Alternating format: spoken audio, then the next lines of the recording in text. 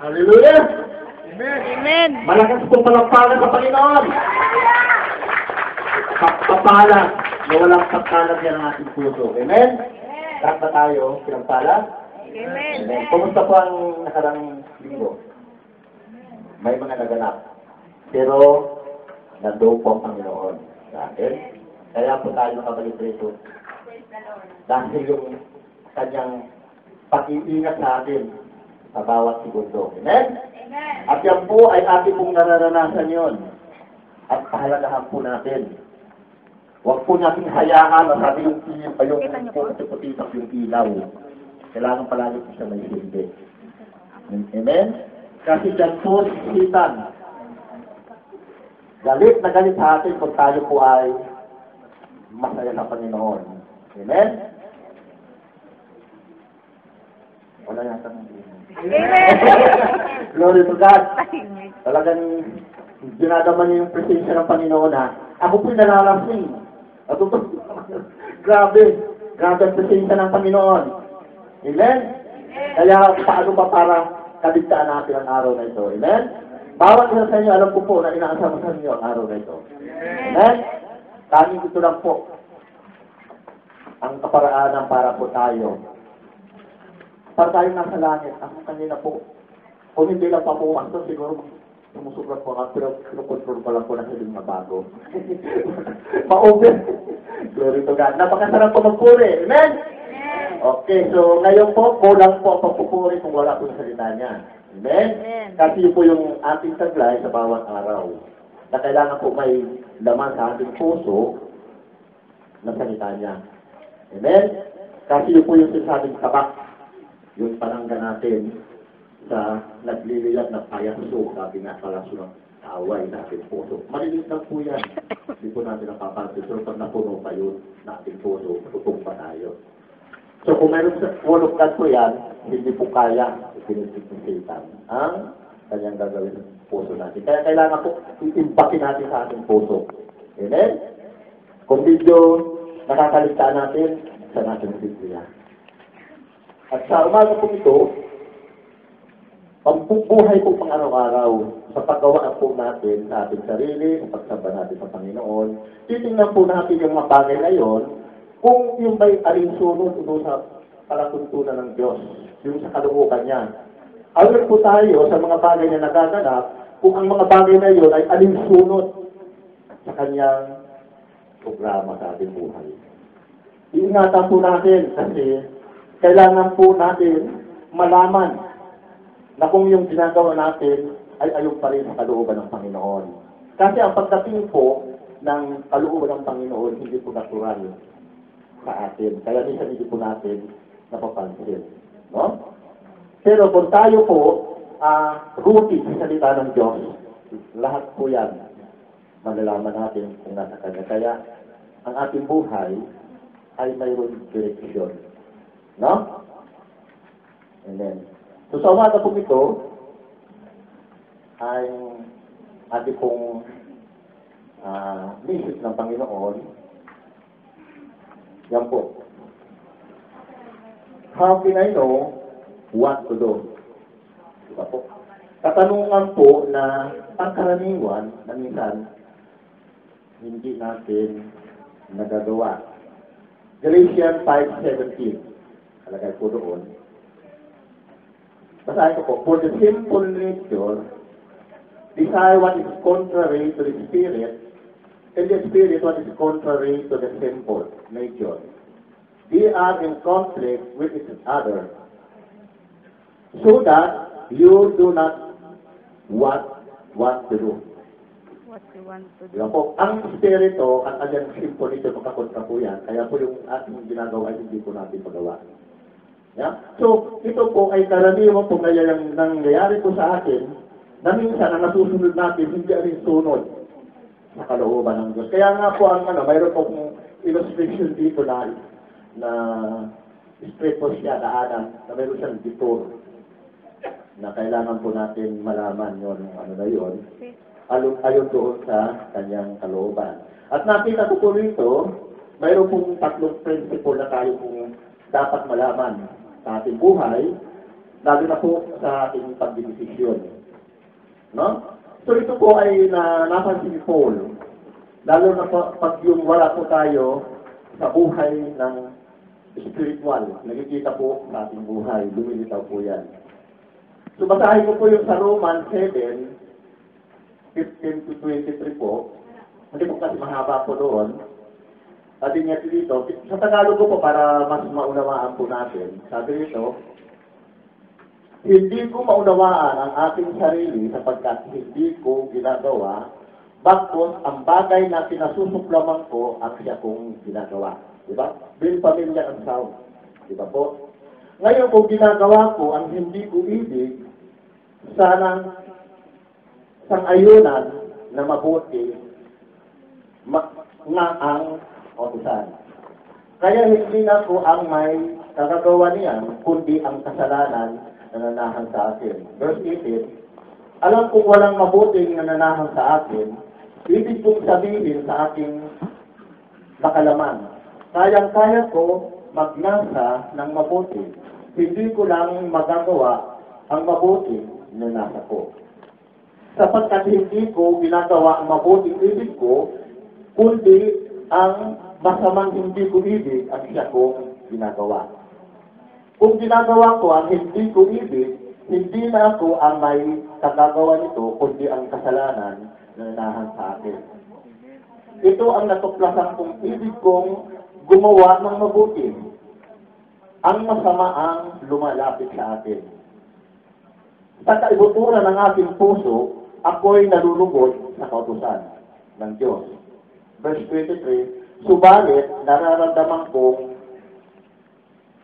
nag-ibang tungkulin sa mga bahagi ng ating katawan at ito'y salungat sa tuntunin ng ating isip. Dahil dito, ako'y aliti ng kasalanan na nanahan sa mga bahagi ng ating katawan. So, pang-ordinaryo pong ating nararanasan na minsan po, hindi natin naunawaan. Then, yung po tayo po'y manalangin. Hallelujah. Panginoon, dakilang Diyos, abang banal na makapangyarihan sa lahat. Salamat po muli sa umagang ito. At salamat, Panginoon, muli sa iyong salita. At salamat sa pagbukas mo ng bawat isipan namin sa kalooban upang dakilang Diyos ang mga salita niyo sa oras na ito ay maunawaan po namin, Panginoon, dahil napakahalaga po. Dahil po ang salita niyo ay buhay, Panginoon, na siya pong talasan namin sa bawat araw na yung nilikhaw, God. Lord, pagtulungan mo kami ng pagpapala sa mga salita niyo ito, Panginoon, sa umagang ito. Pagpalain mo po ang bawat puso na nandito, God, na makikinig na yung salita, God. At Lord, amin mo po, Panginoon, ang ibang lingkod na ang bawat salita niya, Panginoon, ay nagmumula sa iyo, God. At ikaw lamang, Panginoon, ang mapakinggan niya, ang iyong kinig. Gamitin niyo lamang, Panginoon, ang daluyan ng iyong mga salita sa umagang ito. Lord, salamat po kasi nang samahan mo po kasi, Panginoon, habang kong pinag-aaral namin ay iyong salita, God. At salamat, Panginoon, sa iyong presensya at inabalik namin sa iyo, Panginoon, ang pinakamatas na kapul sa tayong pangalan ng iyong anak na Jesus. Amen. Pagkakita po natin ang Panginoon. Hallelujah. So, sabi nga ni Paul doon sa kanyang sinabi sa Galatians 5:17, Paul contrasts the observable effect and pattern of life apart from God with the outworking of the Holy Spirit in one's life. The energy and motivation for the positive dimension are found in the Spirit. Tandaan po natin ito. Lahat po ng mga bagay na yun. Ang pinagmumulan ay ang Espiritu po ng Diyos. No? The Spirit of God is recognized in the New Testament as the abiding sustainer of the Christian and discovering and practicing the ethical phases of the gospel. So, yung po yun ang sinabi ni Paul. Ngayon sa introduction po, Tagalog, para hindi po na maunawaan po natin.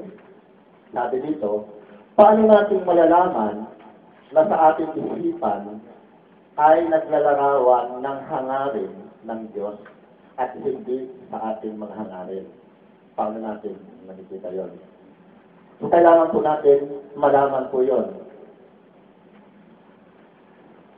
Minsan nakakabuti o nalilito tayo sa paggawa ng kalooban ng Diyos. Minsan hindi natin malaman sa pamamagitan kasi dumadating siya na hindi natural. Naakala natin ito'y kalooban pa ng Diyos, yung pala hindi. Ganito po yung example. No? Kailangan po malaman po natin. No? Ito katulad po ng isang luto. Luto yung kataya. Diba? Yung sale. Yung sa department store, gano'n. Yung mga special offer. Bakit natin, diba? Karaniwan ito pag mayroon ito, ano ba ang nalalaman natin? Sorry po siya, pero nung tinanong ko pa ang Panginoon, kasi yung pagdidesisyon po napakahalaga, kung ito ba nakatuon, kung ano ba ang ating puso pag ito'y nakikita natin. Yun po yung response doon nadalaman po yung decision. No? Yung mga nag-realize ng extra income, sabi, kung nakapektuhan ang oras sa Panginoon, nalulugod ba yun? Isang bagay dito lahat bang natin na hindi po natin naiwasan. Kaya pag dumating sa atin, nasabi nga po yung kasalanan, na gusto natin gawin, hindi natin nagawa. Pero yung masama yung lumalapit. Pero doon sa pag-desisyon natin, hindi natin napapansin. Yun po yung post na yun, no? Hindi po nagdudulot ng spiritual na buhay na maganda. Yung hindi naging healthy ang ating spiritual na buhay. No? Why? Bakit? It is aspiration. No? Kasi nagmamali tayo pagdating halin upang matapos natin, halimbawa tungkol sa trabaho. No? Na-extra na trabaho. Na hindi na doon sa trabaho ng amo natin. Halimbawa, may extra tayo na trabaho na oras 6. Kung ang extra yung sinasabing pumasok ka ng 2 oras lang binabayaran, meron pa pang extra na 4 na oras. So, kukuha ka pa ngayon ng paraan sa 2 oras para kukuha ulit ng extra. Hanggang sa yung 6 na oras na consume mo. Pagkatapos, napagod ka na ngayon. Hindi po natin napapansin yun, no? Sa pag-araw-araw po na buhay, na nakaka-apekto po sa atin. No? Hindi po ang masama kumita. Pero po sa Panginoon, palagi po natin bigyan ng pagkakataon. Amen. Hindi ito tumalalit sa katuruan. Kung ito pang araw-araw natin ginagawa kasi si Satan, maliit na bagay ang dito niya. Na yung maliit na bagay yung pinalalaki niya sa atin. Hindi po na natin napapansin ito. Sorry po doon sa mga ganon. Pero hindi po masama yun kung yung pong ginagawa natin, alinsunod po sa kanyang palatuntunan sa buhay natin, sa plano natin, ng buhay natin. Yun po ang dapat natin makita. Tapos pangalawa po, it affects our mind. Paano na naapektuhan ang ating isipan? Lalo na kung kasi isang, halimbawa, negosyo. Negosyo na extra, gano'n. Doon isang item na lugi ka. So, anong gagawin mo ngayon? Mag-iisip ka ngayon. Para doon sa isang bagay, tupuha ka para bumawi. So, yung mga bagay ngayon, okay ba yun? Minsan nakikita na okay, pero hindi po okay. Kasi yung pag-isipan natin, naapektuhan, nadadapit. Doon sa dapat natin, hindi dapat sa salita ng Diyos, doon natin para tayo di ba po? Nababawi natin yung ating naluging sa atin. So, nakikita po natin yan. Kung minsan, sasabihin natin okay, kasi kung hindi natin po nalalaman na yan po hindi bagay sa kalooban, gagawin po natin yon. Pero po, titingnan po natin kung nasasaklawan na natin yung kalooban ng Panginoon. Amen? Amen. So yun po ang ating dapat sabi, at dito nga meron akong expression. Pastor naman kailangan kasi dahil kulang ang kita o income, di tayo ng reason. Eh sinabi mo ng kulang na kulang eh, so kulang talaga yun. Ibig sabihin, hindi po basta lahat ng bagay. Gusto ng Panginoon, na sa kaparaanan niya, hindi po kaparaanan natin. No? Amen. Sabi nga ng salita ng Diyos na palagi niyang inililunay sa atin, masihagan po tayo daw kung ano yung nasa atin. Amen. Amen? Amen. Amen. Palakpakan natin ang Panginoon. So, may mga extra income, maaaring pero buksan po natin ang wag po niya hindi, pero ituon lang niyo kung ito bang ipagpili natin. Kung Lord, ito bang ginagawa ko, alin po ba kayo? Puntunin, para hindi mo ako magkasalaga, anak niyo po ako. Ganon. Bibigyan po ng Panginoon tayo ng isda dahil hindi po tayo sa Kanya nakalaman. Amen? Sabi dito, sa ating mga pag-alinlangan, magiging pwede dahil hindi natin nauunawaan kung paano ang Diyos nagpapatnubay sa atin, di ba? Kaya ano po nagagawa natin eh. Kapag tayo may pag-aalinlangan, tiyak na hindi tayo magtatagumpay at wala tayo matatagumpay papalagaling sa Diyos. Ganito lang po ang ano nyo, pag isang bagay alinlangan kaya wala yung kapayapaan, huwag nyo nang i-diretso po yun. Kasi po ang hinat ng po yan ay hindi po maganda. Amen? Amen. So, mayroon po tayong tatlong principle po ating pong pag-aaralan tungkol po doon sa ating teksto sa Galatians na ating nabasa 5:7. So, ang una po nating pag-aaralan po ay yan. Ito po. Yan. Go to God. Actually po, alam ko po yung nasa kami ng sililing ng alam doon. Kasi sabi ko, gusto ko kasi sa mga bago, habang sinasalita, makita po nila, kasi yung illustration nakakatulong po eh. Tingnan mo po siya, o yung gano'n, tapos ito, dito po tayo sa dito. Yung dito, yung bumabalik.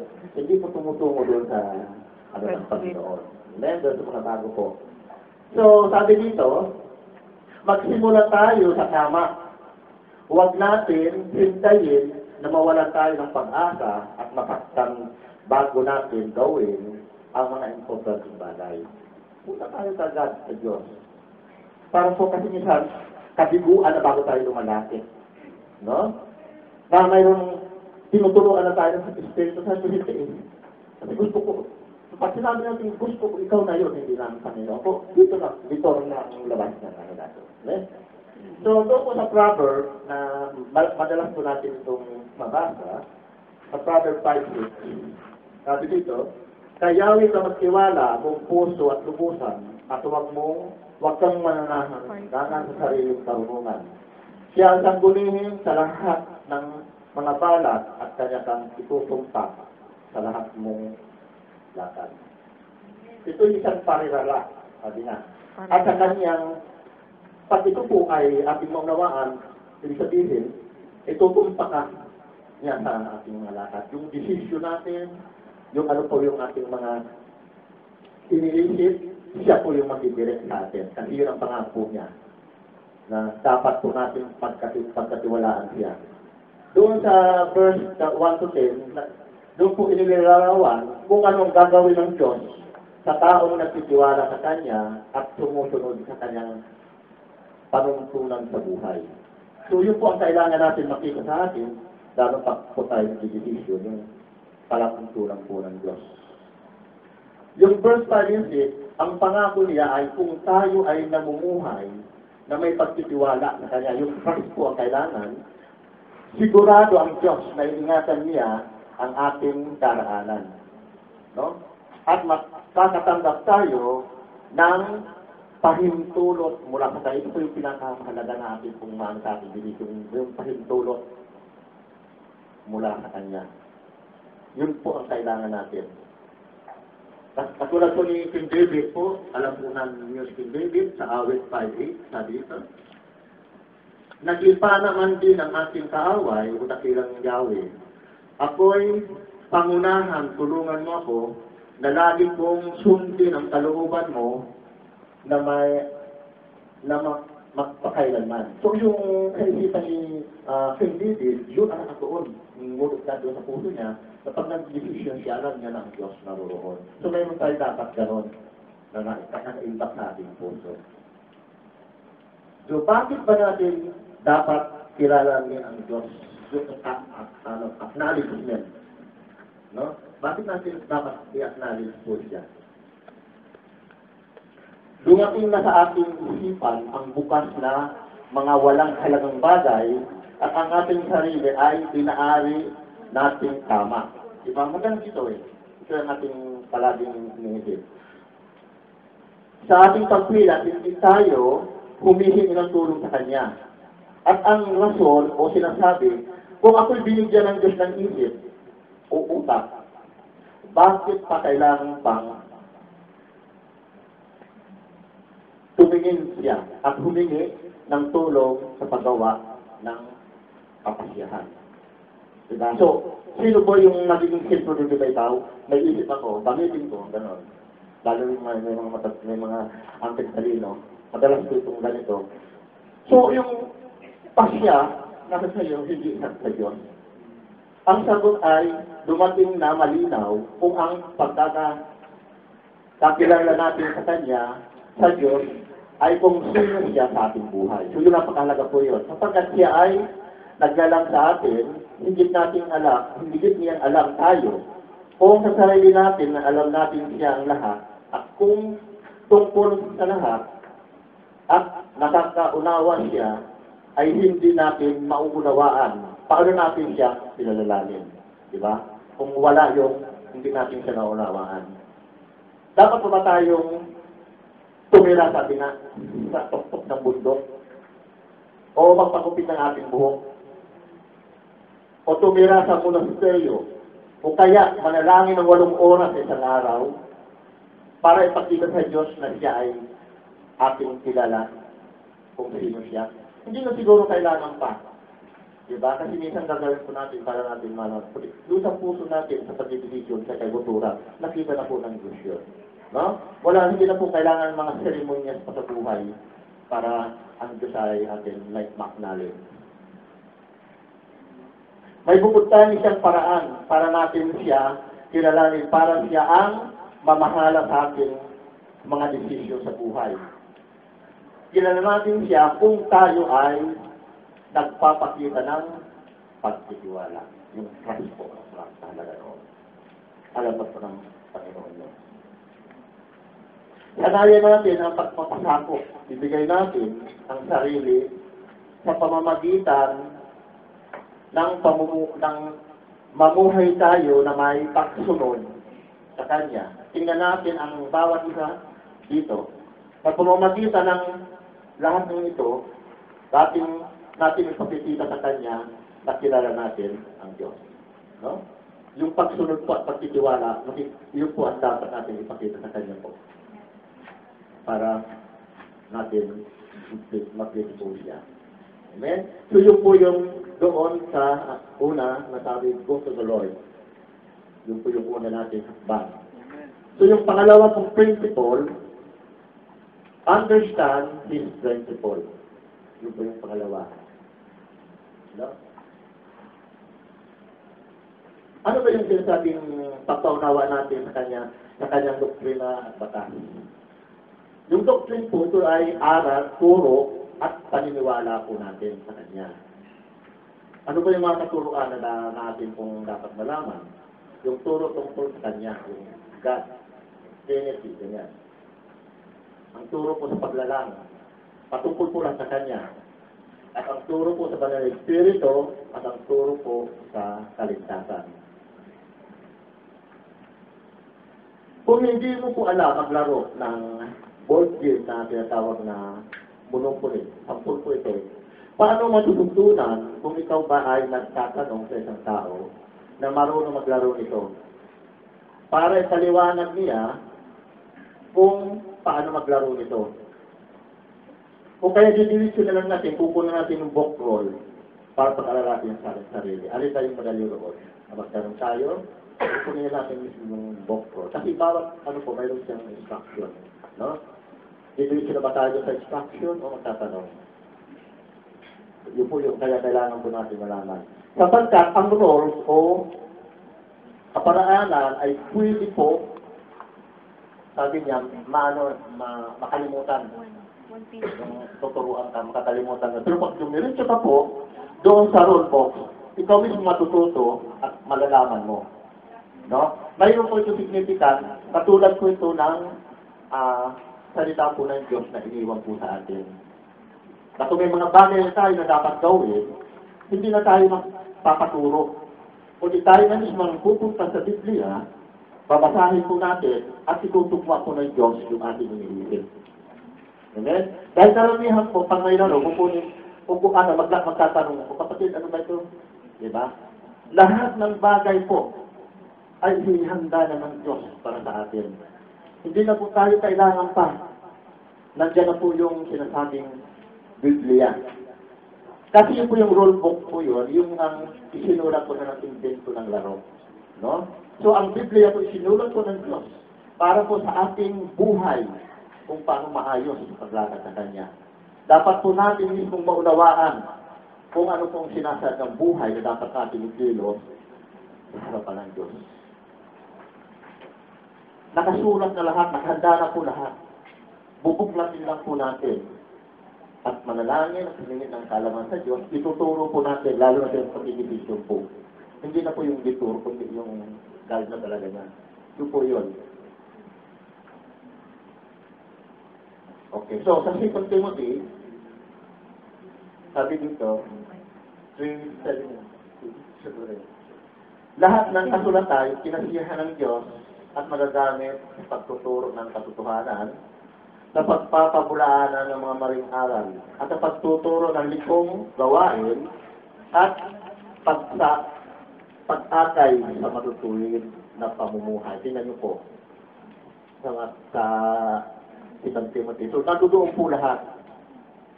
Kompleto po eh. Sabi dito sa verse 17, sa gayon ay ang lingkod ng Diyos ay magiging handa sa lahat ng mabubuting gawa. So, yun po yung malalaman natin doon. Ngunit ang salita po ng Diyos ay hindi po nagsasabi ng diretsyo po doon sa paksa. Tayo po ang dapat magsaliksik at manalangin at humingi sa Kanya.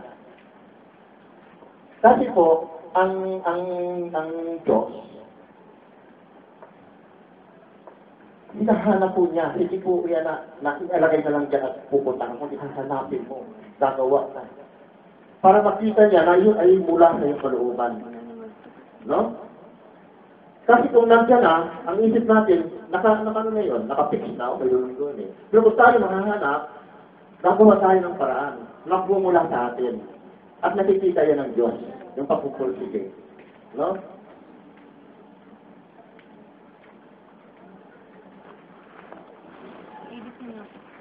Ano ba ang dapat natin gawin? Kailangan natin maunawaan kung ano ang sinasabi ng banal ng sulatan at kung paano ang alimuntunin nagagamit natin sa lahat ng sitwasyon sa ating buhay para ibigay ang dapat na pamumuhay. Ngunit ang mag-ingat tayo sa maling paggamit ng salita ng Diyos. Mag-ingat po tayo. Ano ba yung mga maling paggamit ng salita ng Diyos? Na minsan po nagagawa natin, diwat po, kasi ang salita po ng Diyos, napaka-ano po yan. Huwag natin sabi nga, sabi sa bago yung perlas.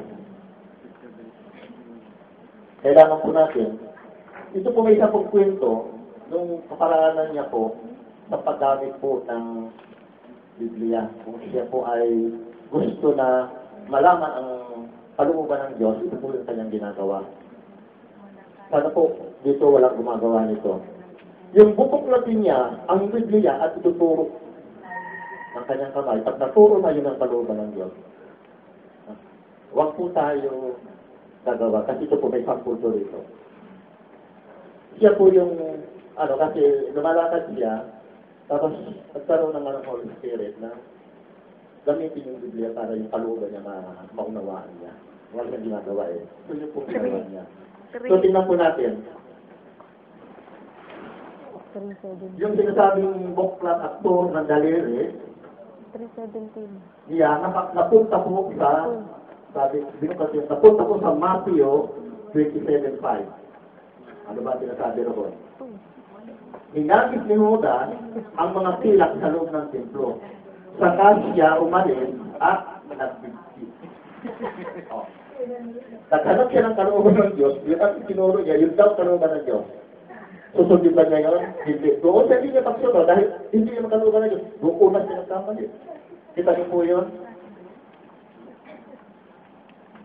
Mayroon kasing mga kapatid na gano'n eh. Pero hindi, titignan po natin. Kasi hindi ba tinitingnan din niya, no? Sige, magturo pa pa ulit. Pero ang kalooban po na Diyos, hindi po tayo magkaroon ng doubt. Ang kalooban po na Diyos, mararamdaman po natin dahil tayo mapayapaan kagalakan. Amen. Amen? Yun po yun ang pangukat natin. Amen. No? So nagbago ngayon siya dahil ayoko nga mag-50 eh. Hindi ba kasi kalooban na Diyos ang hinahanap, pwede na kalooban na siya. So nagturo ulit siya, di ba? Hindi pa nasiyahan.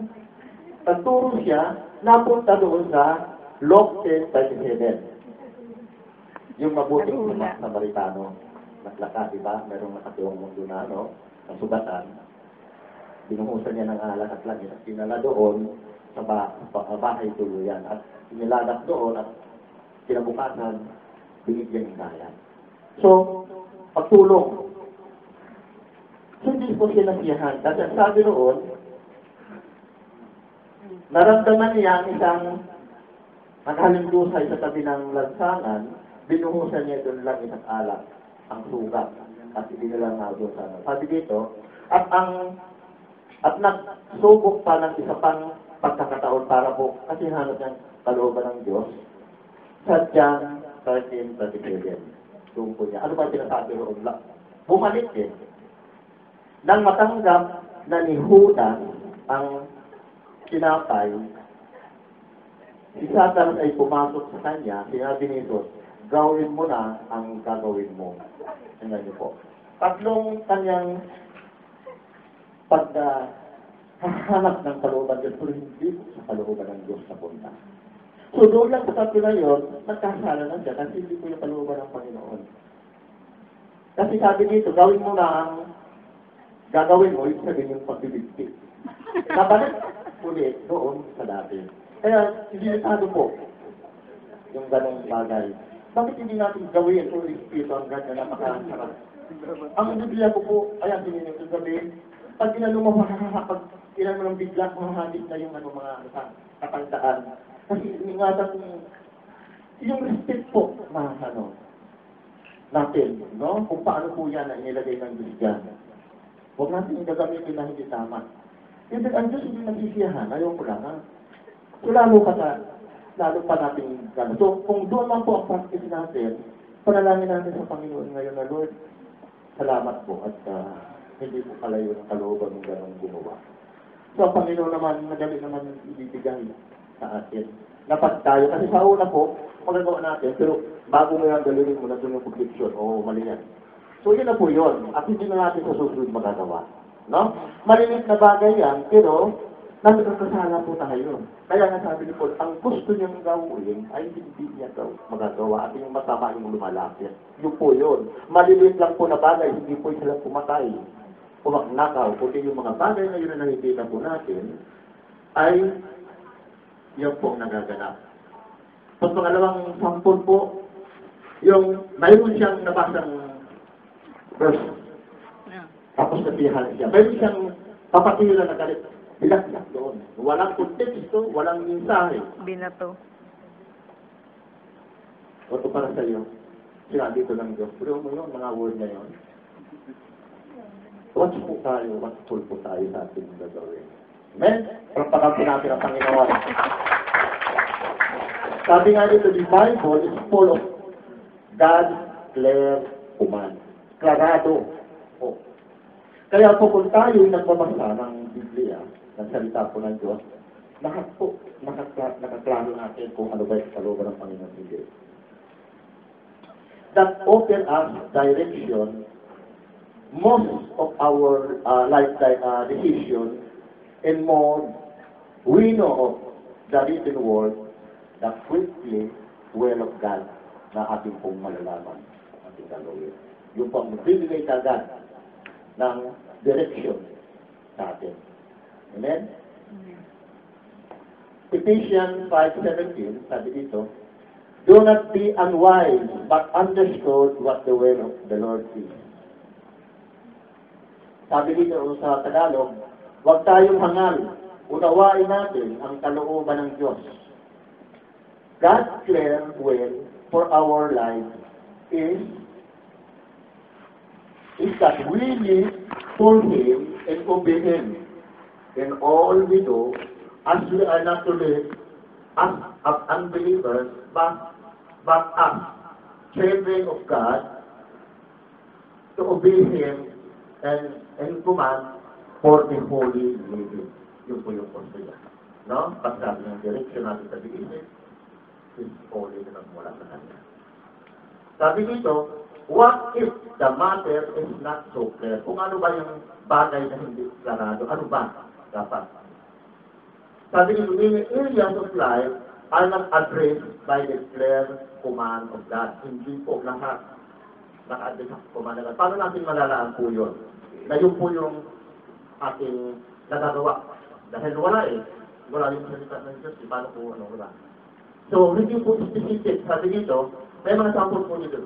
The Bible did not tell which television program are acceptable of viewing, di ba? Hindi sinasabi niya na, yan, hindi. Di ba yung mga po na na hindi ka mapanood yan dahil hindi ka palubang ko, hindi ha? Pero nasa sa atin po yun. Ano? It doesn't tell us what kind of music to listen to. Diba? Yung music. Na, sorry to see po, yung minsan sa ito tumabawag ako, ang Bless Friday, tapos kumakanta ng Borgley. Okay. Diba, iwas po natin yun. Dahil kung matawagan po natin, at sumagot po yung Kristiyano, makikita po tayo. Kung hindi naman po Kristiyano, ay hindi po makikilala na tayo Kristiyano. Kasi yung ringtone po, sorry po ito, mayroon po. Di ba po, yung ganon? Napakaganda lang siguro kung worship ng God, na narinig na ang believer, di ba nakakamakilala ano mo yun. Pero yung libertad yung sila sa lahat alam mo, itong mga bagay nito, kung kayo po ng Panginoon, mapapansin niyo po ito na hindi po Di ba po? So, sa atin po, ilan ang Panginoon kasi iniscrutinize ko po ng bagay para po sa glory ng God, para po ibahagi ko po sa inyo yung mga bagay na nagaganap na hindi po natin nalalaman. No? Nakakalungkot minsan di ba? Ang ganda ng magandang worship ng God na nilalagay natin doon, di ba? Oo, hindi lang yung Good Morning Friday, di ba? Bless pa dapat. Okay. So, yun po, di ba? Hindi po yung doon, exactly sa ng Panginoon, di ba? Sa salita niya, hindi natin yun. Sabi dito, so there, the specific command, that says, that's not, sabi niya, don't buy lottery ticket. Di ba naman sinasabi yun na madal na kasulatan na pumili ka ng ticket sa lottery, di ba? Wala yun And it, sabi niya, and it tells us specifically how to spend on the ticket, di ba? Hindi naman niya sinasabi yun na itong gastuhin mo para doon. Hindi tayo po yun. Kaya nga pag-decision na talaga po. But that doesn't mean that we are left entirely on our own. It is in those areas that God offers general guidelines in His Word. Ito po yung nakakalaga po. Sample po. Don't try to get rich quickly. Proverbs 28:22. Hindi na sulat na po. Don't, sabi ito, put your put your treasure in heaven. Matthew 6:20. Be subject to authority. So yung mga specific na guideline po yun na nasasabi. Pero yung binanggit ko kanina, wala po yung specific. Tayo po yun. Naalam po natin na pag yung kalungan ng Diyos, mayroon po tayong mararamdaman. Batay doon sa salita niya. No? So yun po yung sinasampul po doon. Okay, there are only few of many principles that come from God's Word. Personal study and learning from the gifted teacher, same our mahal na kapatid natin, Brother Julius, marami pong matututunan, sabi nga. We help us discover the biblical guidelines we should implement in our lives. So, yung mga nagtuturo na gifted, doon natin malalaman yun para po doon, para meron tayong guideline sa ating pagdidesisyon. At lastly po, pangatlo po ay express your freedom. So ano po yun? Una, go to God. Pangalawa, understanding the principles. Pangatlo, express your freedom. Dito po tayo naliligaw pagdating sa freedom. Paano po? Dahil malaya dito ang Diyos. Diba? Yan yung inasabi ng freedom. Kaya tayo ngayon, para tayo mga tupang walang direksyon, walang pastor. Pag tayo na-abuso natin ang freedom, may mga illustrations po dito sa freedom. Na kailangan po natin yung freedom na yun, gamitin natin for the glory of God. Amen? Amen. Palakpakan natin ang Panginoon. Ganda ng Panginoon. Okay, sabi dito, should you be deeply concerned about when you wear red sack or blue? Pakinggan po ito mga sample. It is necessary to pray about it. Search for a biblical theology color and seek the advice of your pastor. If you say yes, sabi dito, your life must be miserable. Kasi minsan may mga ano po yun, pakikulay, yung sinigyan, yung kulay, ganyan. Diba, tanong ko ang pastor kong ito? Diba may mga ganong bagay na kung po ito na nangyayari, di ba ho? Hindi na po kailangan. Miserable nga pati tayo sinabing yes. God did not intend us to be frozen in ano tayong kagulumihanan. Each time, we have to make a choice. No? Hindi po natin i-praise ang ating isipan para po mag-isip ng solusyon doon sa ating pinili. Hindi na po kailangan. God give us freedom to use our head to decide what to do. Consider, katulad po, ang sample ni Adam. Doon sa, diba, binigyan siya ng Diyos ng pagkatao na magbigay na lahat ng pangalan. Hindi na kailangan Diyos doon eh. Kasi binigay na sa kanya yung freedom na yun, siya na siya alam. Hindi na siya nagkalilangan, baka ito na ayaw ng Diyos, baka ito hindi sa kanya magiyahan. Hindi na, binigyan ka na ng freedom, gawin mo na. At mayroon pong illustration ako rito, sa pinakahuli po yung sinasabing freedom. Amen? So, katulad po ng pagbigay ko ng pagkain, diba? Doon sa halamanan ng binigay sa kanya, diba? Pero, na-over freedom nila, ginawa nila paglaban. Diba sila mag-resulta ng pag-use ng freedom na hindi natutol? Nakakaroon ng hindi tama. So, yun po yung nag-use doon. Diba? So, makikita po natin na ang Diyos may, specific siya, binibigay sa atin na dapat po natin malaman. O katulad po ng isda, diba? Kalawak ng Pacific Ocean, Indian Ocean, kaya nga tayo ng kanyang team doon. Pero, napakahirap pag siya ay maglamoy doon sa lupa. Patal sa kanya pag sa lupa siya maglamoy. Diba? Kita po nyo yung ano na yun. Tayo din ganon. Pag hindi kalooban ng Diyos, huwag naman iulit ko dahil mapapahama kayo. Yung po yung sabihin doon. Pagpakan natin ang Panginoon. Kasi ito po yung sitwasyon natin. Na nagaganap po eh. Na minsan po ang Diyos ay nalulungkot sa atin. Binibigay na lahat. Hindi lang natin nabubuklat. Nagbubuklat pa, tutulog, pamalik pa. So, ano talagang biyaya eh.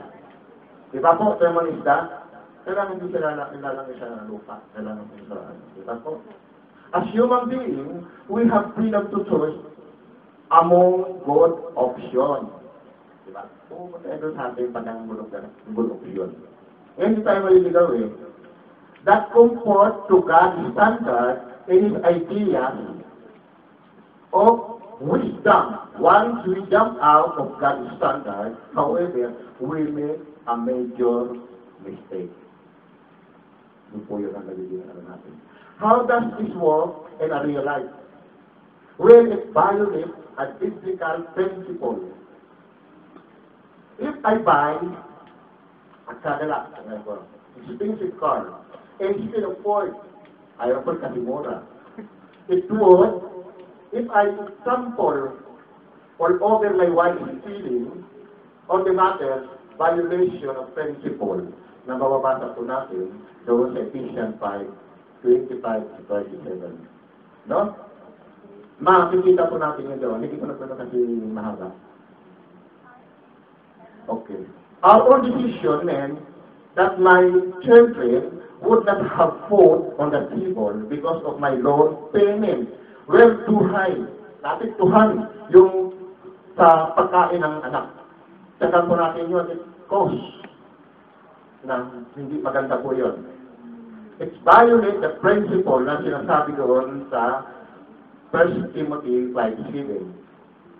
On the other hand, my choice of cars would be an area where I have a great deal of freedom without violating the biblical principle. There should be several good choices that mean God's standard and reflect a wise use of God-given mental ability. Di ba po? Sagana po ang gusto na kailangan po natin makita. If in doubt, it is wise to wait. Kung meron po tayo pag-alilangan, wise ba na tayo magantay? Okay, may sample ko rito. If you are standing in the line at the passport, di ba, karamihan sa passport, nagpapila. And pagpunta mo po doon, ang patay mo bumili ng hamburger at cheeseburger. Pero pumunta ka doon na wala kang fixed na decision. So dumating na yun sa pila-pila gano'n noon, nagtatanong ng counter na sinabihan tayo. Sabi niya doon, ano ba ang i-serve ko sa iyo? Sabi ng counter. Hindi siya nagsagot. So, out siya tayo. Kasi marami pang ano. Ngayon, nung umalis ka na, kasi nagugutom ka, na gusto mo kumain, hindi ka nakakulang. Ano ngayon ang nangyari sa'yo? Hindi mo naglulugo-lugo ka? Eh, sayang sana pumila ko. Bakit? Ang decision po natin hindi firm. Diba? Napakahalaga po yun. So, imbis na kumain ka, nagutom ka, hindi pila sa ulit. Pagbago. Na dapat sana, hamburger na na. Period. Hamburger. Ganun pa ang gusto ng God. Na-decision natin firm sa natin. Amen? So, kailangan po natin yun. Na gano'n ang decision. Kaya napakahalaga po yun. Ano sabi rito? But what about bigger decision? Kasi maliliit lang yan. Yan paano na yung malalaking decision? Paano na natin yan? Mag-struggle na tayo ngayon eh. Lalo pag involved financial. Doon na tayo magkakaroon ng problema. Alam mo kung paano kahalaga yung decision sa buhay? Na wala yung ano ng Panginoon. Okay. Katulad po ng ng decision like, sabi niyang, choosing marriage, yung pag-asawa. Choosing a vacation. Deciding whether or not to have a risky surgery. Di ba? Minsan yung mga ganong bagay, buhay yun eh. And determining how to care for the relative who are terminally ill. Diba? So, yung mga bagay na yun, pagdating sa buhay, nahihirapan tayo mag-decision pa. Mamatay, di lang mabuhay, di lang makukuha ang buhay. So, yun doon tayo nagkaroon ng takot. Kaya kung wala po yung ano ng Panginoon sa atin, tamang direksyon na binigay, tayo po'y malilito. Yung din naman buhay, namatay. Diba? So, yun po yung ating sinanatakutan. So, kung mayroon tayong mood of God na nag-confirm sa atin at nagbibigay sa atin ng comfort, diretso nga, meron tayong kahiyakan. Dahil pangako niya yun, di ba? Na siya'y dakilang mga gabot. Amen? So may pagkakataon tayo sa tamang decision. So magkita po natin yun doon. At times, it may be where to wait. Kailangan doon sa mga sitwasyon na kailangan po tayo makantay. Yung pag-antay natin lang sabi, nag-prepare tayo sa Panginoon. Lord, buhay po ito eh. Kailangan po ko na ganitong decision para ang life niya mga ano. Hindi yung patigla-tigla. So, bibigyan po tayo ng tamang decision po na mula sa Panginoon kung tayo po mag-antay. Hindi yung palalos-dalos. So, if we wait, we'll allow you available new information or allow for a better analysis of facts already available. Sabi, mayroon doon ibibigay na available doon sa solusyon yung tamang paraan ng Diyos kung tayo mag-aantay. Sabi dito, faith is not a virtue. H-E-A-T-E is not a virtue. Yung pagmamadali daw ay hindi nagdudulot ng kabutihan. Proverbs 21 verse 5. Okay. If we're all extremely easy about the decision, we should take time to evaluate why we feel that way. So, kailangan po natin na evaluate po ang ating sarili. Bakit tayo nakakaramdam ng ganon? In God, will rescue us. Bibigyan po siya ng words para doon sa ganong bagay. Dito, sa mga pangyayari, bibigyan po tayo ng Diyos ng kapanatagan at kapayapaan na magpapatunay ng ating pagpiling decision ay hindi mula sa atin. Sabi kasi dito, ang pagdidesisyon na hindi mula, na walang pananampalataya, at ito ay paglabag sa kanyang konsensya. Romans 14:23.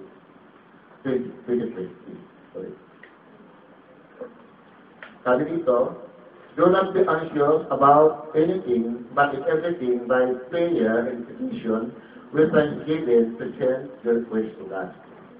And the peace of God with constant understanding will guide your heart and mind in Christ Jesus. So yun po yun.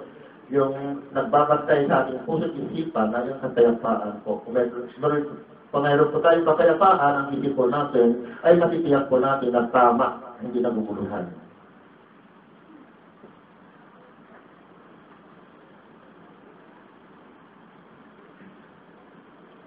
Sabi dito, and watch out for the paralysis of analysis, a decision creeping disease, affecting those who prostrating,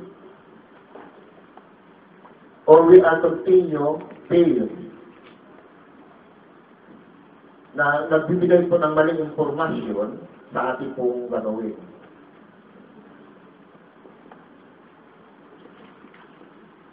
Okay, and the last, lapit po.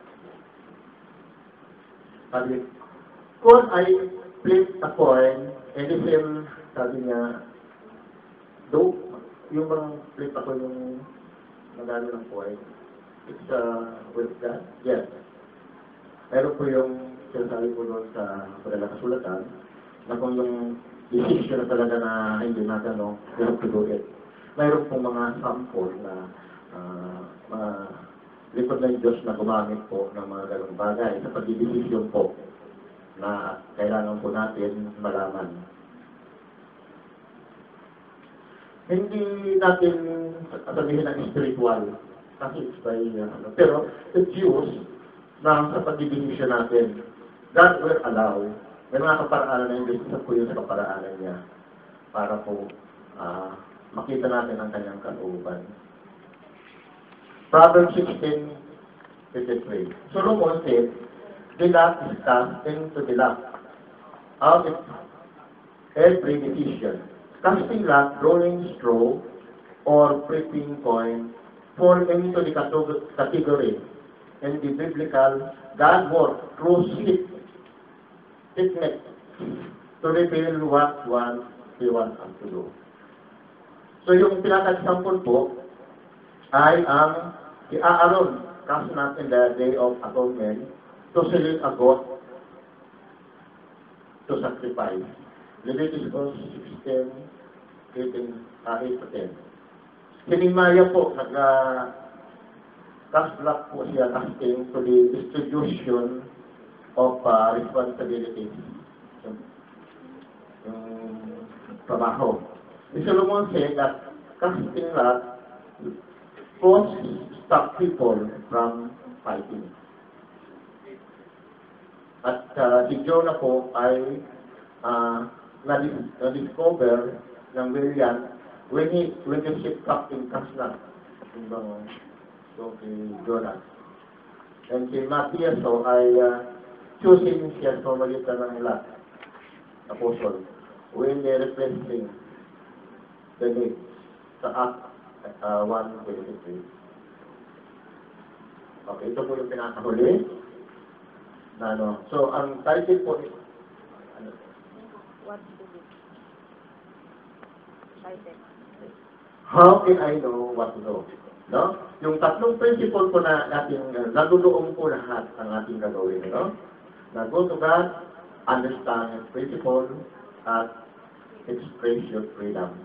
So, yung tatlo na po yun na kailangan po natin ating sarili yung sample na yun. No? Sabi dito, you have to acknowledge yung pinakauna po in the Lord in all areas of your life.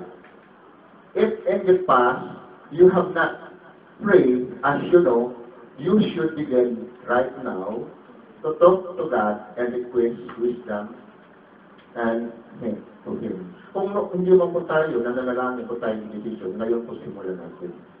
Sabi po ng Panginoon, para po ang ating direction, ang ating buhay ay magiging tama sa Kanya. What kind of decision do you make every day without praying and studying to find out what to do?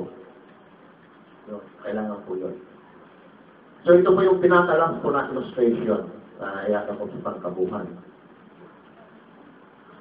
Maaring may nakarinig na nito, pero iaano ko po sa iyo, story of the king. Mayroon po isang matandang lalaki na nakakita po siya ng ibon. No? Yung ibon, nakuha po niya yan, wala po siyang balahibo.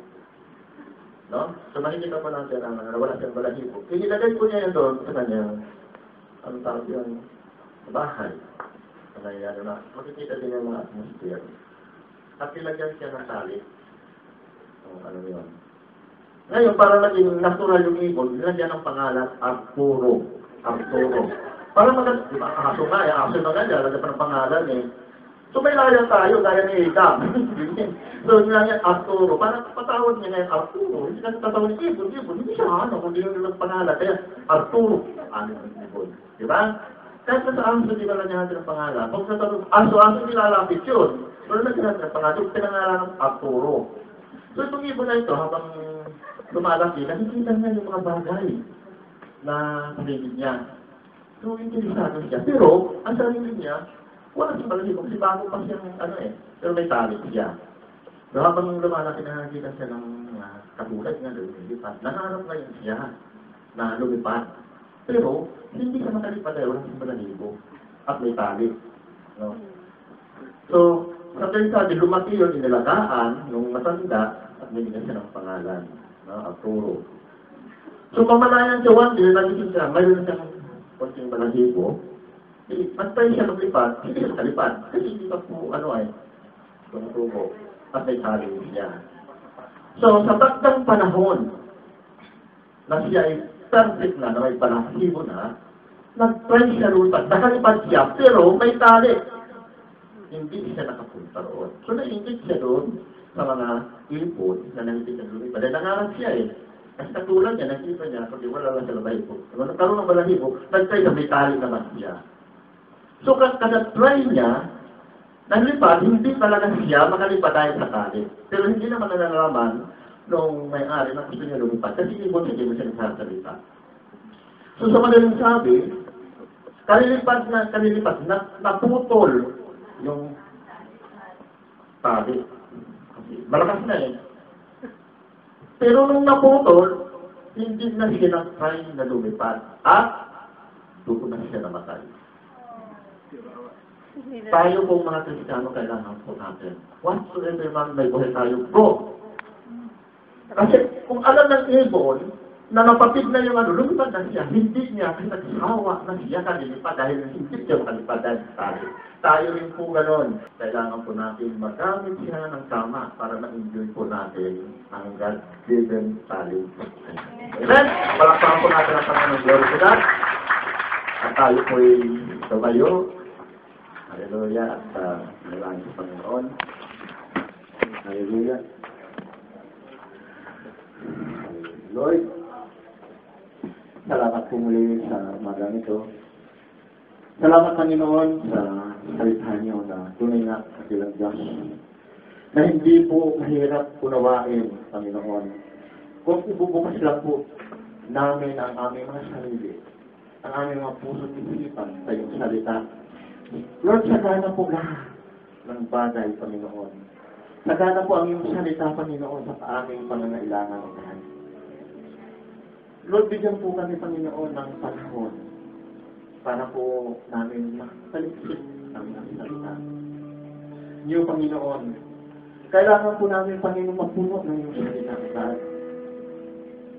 Ikaw po, Panginoon, ang bigay sa amin ng tamang oras, Panginoon. Tulungan mo po kami, Panginoon, na masaliksik at tilang Diyos ang mga salita na kailangan namin sa mga araw-araw na buhay natin. Kayo po, Panginoon, ang kumilos sa lahat ng aspeto ng aming buhay, lalo na po ang mga sa pagdidesisyon sa buhay. Sa tamang pagdidesisyon, Panginoon, nanisa doon kami, Panginoon, nakakaroon ng pagkukulang ng tiwala sa iyo, Panginoon, at nagagawa po namin ang aming nais gawin na wala pong kahintulutan ng mula sa iyo. Lord, salamat po sa umaga nito.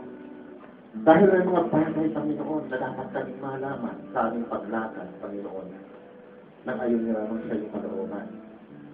At kailanman, Panginoon, hindi niyo itinatago ang aming mga pangangailangan ng aming buhay upang kami makaganap kasi ng Diyos. Sa nais mo, pagganap sa bawat buhay namin ayon sa iyong plano, Panginoon, at panungkalat sa aming mga buhay. At salamat, Panginoon, dahil may mga anak kayo na binibigyan niyo, Panginoon, ng kaalaman at karunungan upang ito'y maibahagi, Panginoon, sa aming mga kulangang oras at pagsasalikit sa iyo. Nabibigayaan kami, Panginoon, ng mga salita niyo, Panginoon, na yung hinayag na sa aming mga kapatid, Panginoon, na binigyan mo ng regalo na galing mo kong kaalaman, Panginoon. Salamat na ng Diyos dahil patuloy kayong kumikilo sa amin. Na although, Panginoon, ang aming kaparaanan na ng Diyos ang aming nagagawa, hindi niyo po pinagpapatuloy na gawin namin ito dahil, Lord, ang pag-ibig mo, Panginoon, sa bawat isa sa amin ay wala pong sukat, Panginoon. Salamat na ng Diyos sa katotohanan na siya pong nagpapalaya sa amin. Salamat, Panginoon, sa mga pusong binuksan mo upang marinig ang iyong mga salita, God. At salamat, Panginoon, dahil ikaw po ang mag-iingat nito sa aming mga puso. Ikaw po, Panginoon, ang pumilo sa bawat buhay namin. Kung kulang po kami, Panginoon, ng pagbabasa, bigyan mo po ang aming mga puso ng pauhawan sa pagbabasa po ng iyong salita. Kung kulang man po kami sa panalangin, bigyan mo kami ng oras, Panginoon. Dahil hindi naman po kayo hinihingi, Panginoon, ang malaking oras. Alam niyo po, Panginoon, aming puso kung may mag-i-decide na magpisapat na po yung Panginoon. Salamat sa ng Diyos. Dahil ang biyaya mo, Panginoon, sa tayo sa pagsapat sa pangangailangan po namin ng lahat. At salamat, Panginoon, sa patuloy mong pakikitungo sa amin. Lalo na po, Panginoon, sa aming mga trabaho, sa aming mga mo, Panginoon. Dahil namin nauunawaan, naroon po, Panginoon, ibinibigay mo ang pag-ibig ko, pag-ibigin namin, Panginoon, ang aming nastuya. At salamat, Panginoon, sa mga pagpapalang na natanggap namin. Spiritual, Panginoon. Ang mga material na bagay na patuloy mo, Panginoon, pinakakaloob sa amin. At patuloy kayo, Panginoon, ang kumikilos sa amin.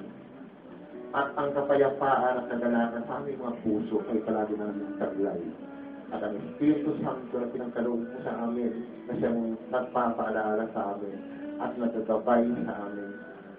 Salamat na kilang Diyos. maging sa aming hininga, Panginoon, na patuloy mong pinagkakalooban. We acknowledge you, O Lord, na ikaw po ang Diyos na may-ari ng lahat ng bagay. At salamat sa iyong mga salita, Panginoon, sa mga ganito. Salamat, Panginoon, sa mga kapatid ko na binigay ang kanilang oras at binigay ang kanilang mga puso, Panginoon, sa iyong mga salita. Salamat, Panginoon, sa pagkakaisa at ang presensya mo, Panginoon, ang nararanasan sa aming salita. At salamat, Panginoon, sa lahat ng ito. Lord, salamat, tunay nga. Nang papuri sa salamat, tanging sa iyo lamang po namin magkaroon.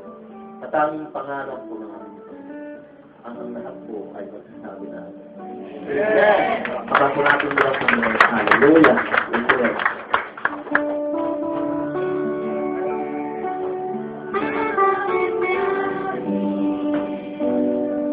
Awitin mo natin ito.